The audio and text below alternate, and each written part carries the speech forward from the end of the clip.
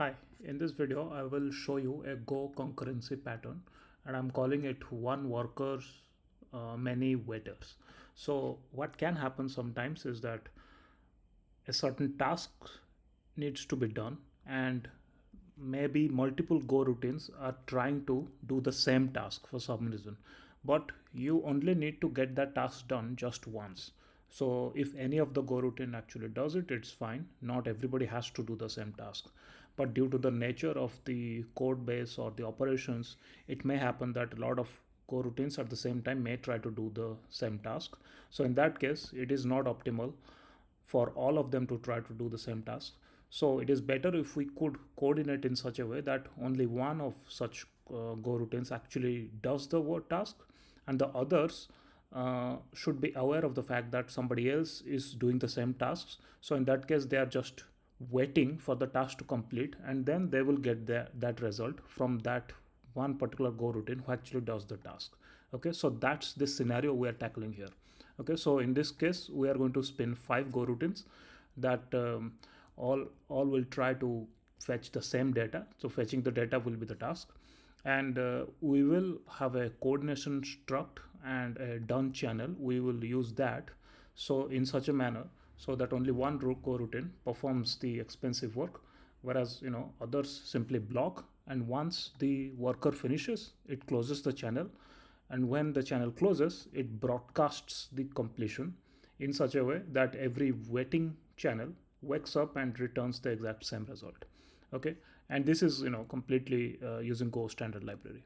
Okay, so here we have this user struct, and this is the result struct in which I will be transferring the result.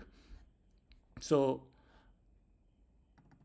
we have this public API. Let's call it get user, and when you call get user, you are supposed to get a user.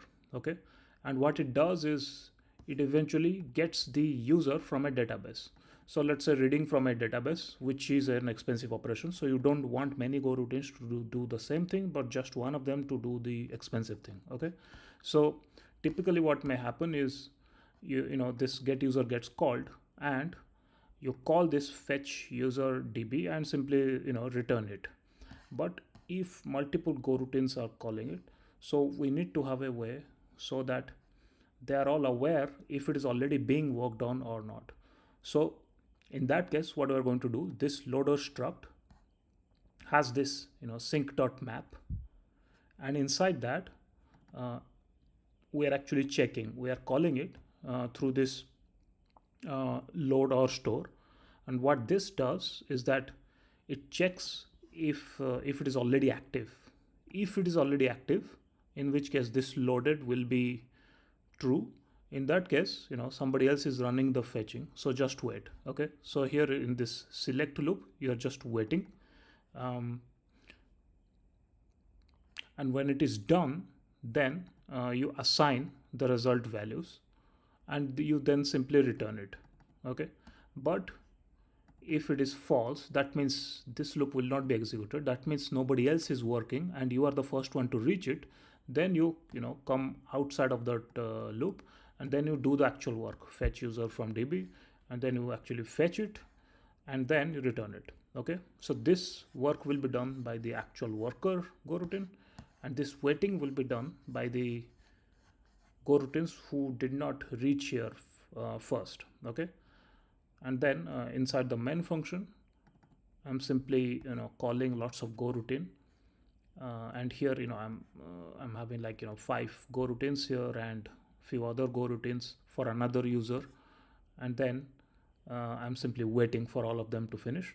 And when I call it, what I'm seeing here is that 2 actual worker go routines were hit. So one of them is getting the user 7, another is getting the user 42, whereas the other go routines, they were waiting, and they once these 2 go routines were finished there with their work, the other go routines simply got their results and simply printed it.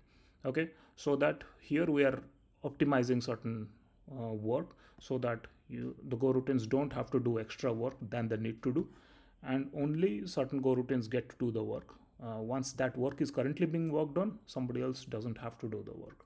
So this is a specific Golang concurrency pattern for optimized applications.